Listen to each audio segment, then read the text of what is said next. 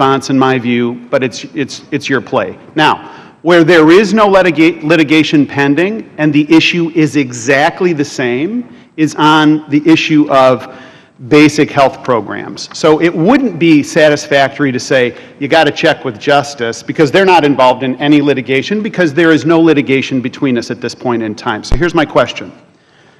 The law is really clear that you can't spend money that hasn't been appropriated. There's no ambiguity about that.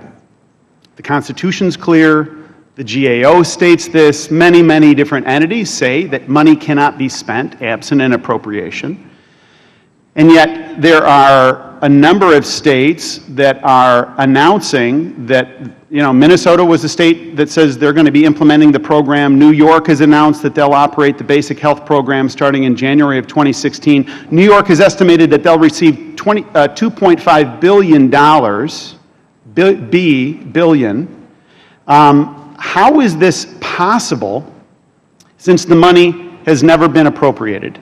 In other words, what extra constitutional authority are you invoking that allows you to spend money that has not been appropriated?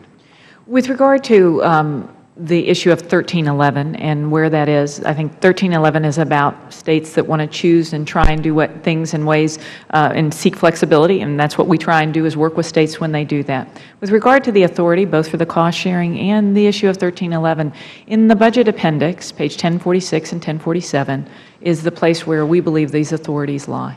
But there's been no appropriation. You'll acknowledge that, won't you? With regard to the authorities there, what we believe is the authorities for the APTC are the authorities because that is what the money is. But you're conflating two concepts. You're conflating authorization, which I'm not arguing with, and appropriation. There's been authorization, but there's been no appropriation. So how do you appropriate money that hasn't been appropriated? But for programs that are tax credits for programs, those aren't part of our discretionary budget every year.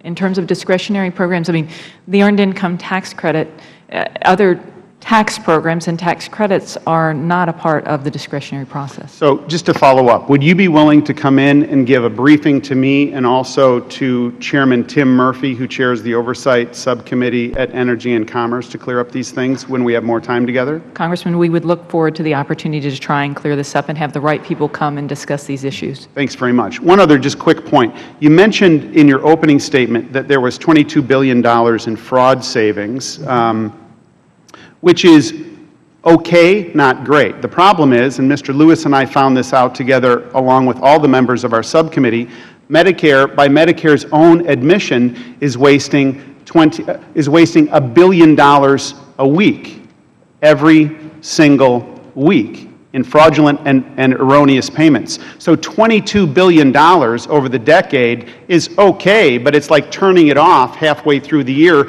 and then letting 9.5 years go and do nothing. So I think you really need to up the game. I yield back. Thank you. Mr. Thompson. Thank you, Mr. Chairman. Thank you for having the hearing, and thanks for helping to subsidize my California